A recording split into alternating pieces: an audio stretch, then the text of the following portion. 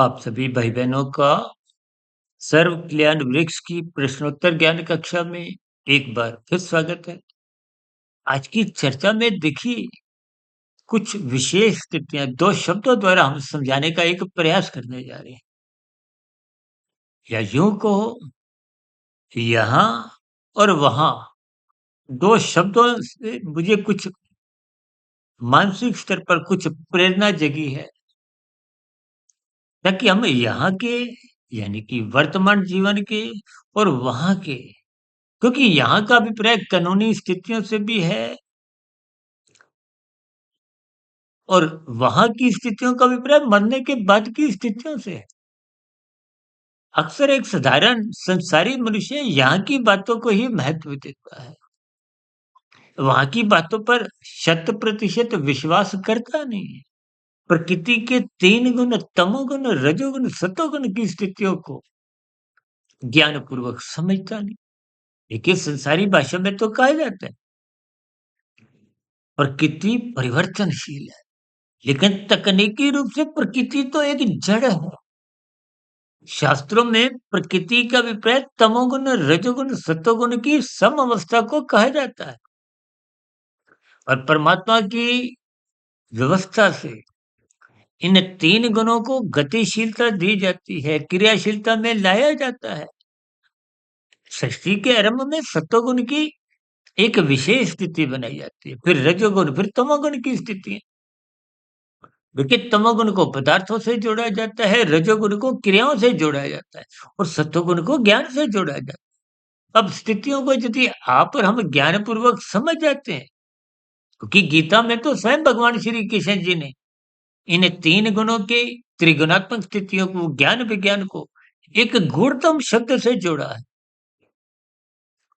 और उसी आधार पे हम अक्सर अपनी चर्चाओं में प्रकृति के 3 गुण तमोगुण, रजोगुण, सतोगुण, तमोगुण से अच्छा रजोगुण है, रजोगुण से अच्छा सतोगुण है, ये एक उसके भावार्थ है।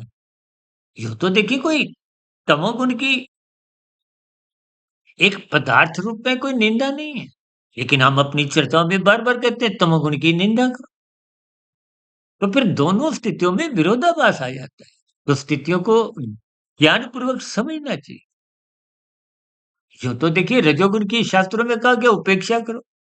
अब बिना रजोगुण के तो देखिए मैं भी बोल नहीं सकता। बिना रजोगुण के तो संसार की गतिविधियाँ आरंभ ही नहीं होती।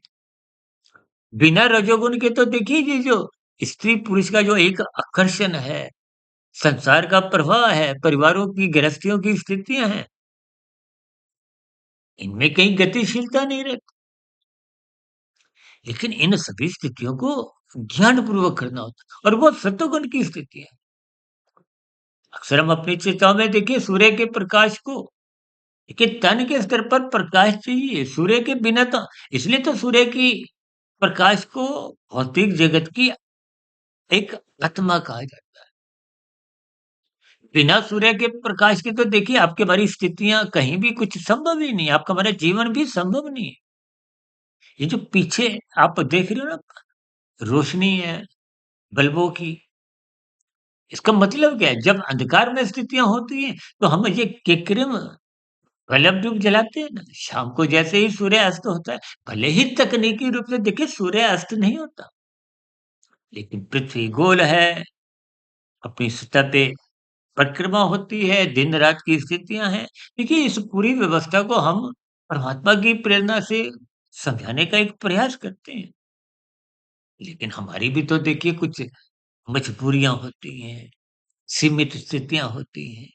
मैं भी एक मायाबद्ध होने के कारण स्थितियों को कहीं-कहीं समझाने में कभी-कभी कुछ शब्दों की सीमित स्थितियों में हम समझा नहीं पाते। लेकिन जब परमात्मा की पूर्ण प्रेरणाएँ, गुरुओं का आशीर्वाद, ब्रह्म मुहूर्त समय की अनुकूल स्थितियाँ होती हैं, तो कभी-कभी शब्दों द्वारा पूर्ण रूप से समझाने की स्थितियों में भी हम पहुँच जाते हैं। इसलिए आप भाई-बहनों से हम विनती करते रहते हैं कि गीता का 13वां-14वां अध्याय पढ़ो, प्रकृति के 3 गुणों की रहस्यमय स्थिति को समझो। ताकि हमारा मिला हुआ जीवन वो तो वर्तमान समय में यहाँ की स्थितियों में ही उलझा हुआ है। वहाँ की स्थितियों को आप और हम जब समझ नहीं पाते, देखिए, हम तो बार-बार कहते हैं ना कर्मफल सिद्धांत की स्थितियों को समझो। यदि कर्मफल सिद्धांत की स्थितियों को आप और हम समझ जाएँगे, तो यहाँ जो भ्रष्टाचार की रिश्वतखोरी, चोरी, डकैती, हेरा-फेरी, झूठ, ये सभी स्थितियाँ समाप्त हो जाएँगी।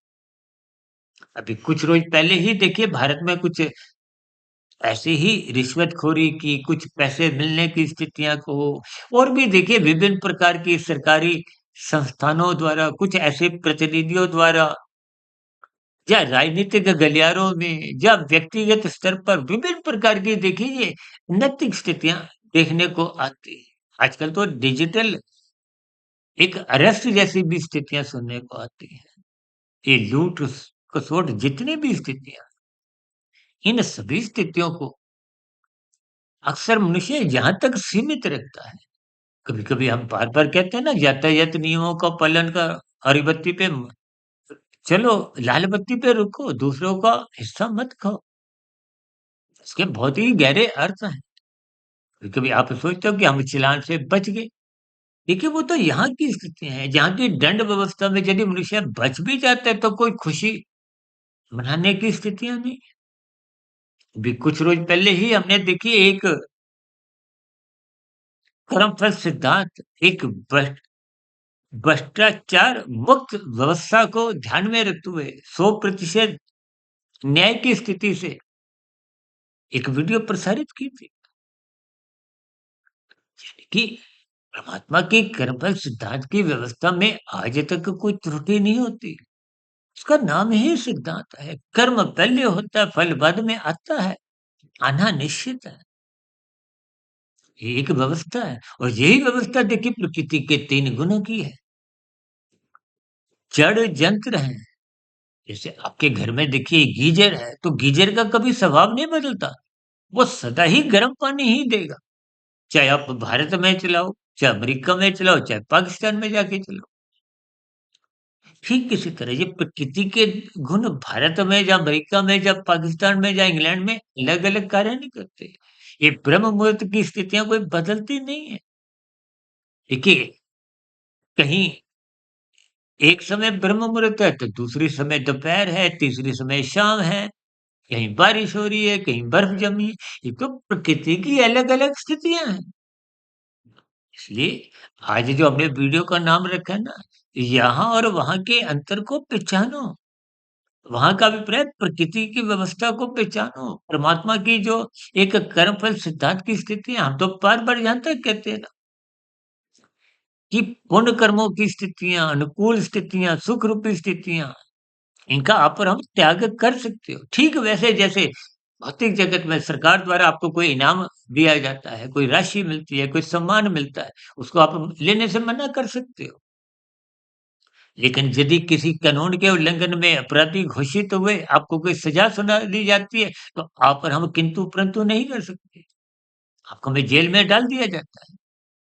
ठीक इसी तरह कर्मफल सिद्धांत में भी देखिए, अनुकूल सुख रूपी परिस्थितियों का आप और हम त्याग कर सकते हैं, मिले हुए सुखों को बाँट सकते हैं। लेकिन दुखों को परमात्मा की वहाँ की व्यवस्था के अंतर्गत जो-जो दुःख आते हैं, उनको आप और हम बाँट नहीं सकते। इसीलिए आज हमें की चर्चा में हमने यहाँ और वहाँ, यहाँ की देखिए एक आप वर्तमान जीवन की आपकी स्थितियाँ हैं। स्थूल शरीर की मृत्यु निश्चित है। आपने अपने जीवन में अनेकों मृत्युएँ देखी हैं। जो आया है सो जाएगा। एक बार हमने एक वीडियो प्रसारित की थी, मौत की किससे रिश्तेदारी है, आज मेरी कल तेरी बारी है, कि ये सभी स्थितियों को आप जितना गहरे तल पे समझोगे, तो आपके हमारे जीवन में शास्त्रों के प्रति विशेष जानने की जिज्ञासा होगी, गुरुओं के प्रति आदर भाव बनेंगे, ब्रह्म मुहूर्त में उठने की सहज ही उत्सुकता बनी रहेगी। रात को मौनात्मक स्थितियों से बचने के लिए आप विभिन्न उपाय करोगे। हम बार-बार इन सभी स्थितियों पर किसी न किसी वीडियो के नाम के अंतर्गत चर्चाओं को एक दिशा देते हैं, ताकि ये प्रतिदिन जो हम सुबह ब्रह्म मुहूर्त ज्ञान उपदेश कक्षा दिन में आध्यात्मिक ऑक्सीजन के अंतर्गत लघु ज्ञान संदेश और शाम को सर्व क्लियर वृक्ष की प्रश्नोत्तर ज्ञान कक्षा या साधारण परिस्थितियों, संसारी स्थितियों पर कुछ चर्चाएँ इसीलिए रखते हैं। जैसे हम नाश्ता करते हैं, दोपहर की रोटी, शाम की चाय, रात का खाना, ये सभी स्थितियाँ आपके हमारे शरीर को स्वस्थ रखती हैं। इसीलिए परमात्मा की प्रेरणा से, गुरुओं के आशीर्वाद से इन सभी तीनों वीडियो द्वारा हम कुछ न कुछ प्रकाश डालने का प्रयास करते हैं, ताकि आपका हमारा मिला हुआ जीवन आध्यात्मिक स्तर पर उन्नति करे, मेरा ज्ञान परिपक्व बना रहे, आप भाई-बहनों के जीवन में भी ये सात्विक स्थितियाँ बने। इन्हीं शुभकामनाओं के साथ आज की चर्चा विशेष को हम यहीं विश्राम देते हैं। कल सुबह फिर मिलेंगे ब्रह्म मुहूर्त ज्ञान उपदेश कक्षा में। तब तक आप अपने सुधीर भाटिया फ़कीर मित्र को इजाज़त दें। फिर भी वीडियो संबंधित कोई बात आपको सही नहीं लगी हो, आपके मन में कोई प्रश्न हो, कोई सुझाव हो, कोई शिकायत हो, उन सभी स्थितियों का नीचे दिए गए कमेंट्स पर सदा ही स्वागत है। चर्चा विशेष को ध्यानपूर्वक, धैर्यपूर्वक और गंभीरतापूर्वक सुनने के लिए आप सभी भाई-बहनों का बहुत-बहुत धन्यवाद।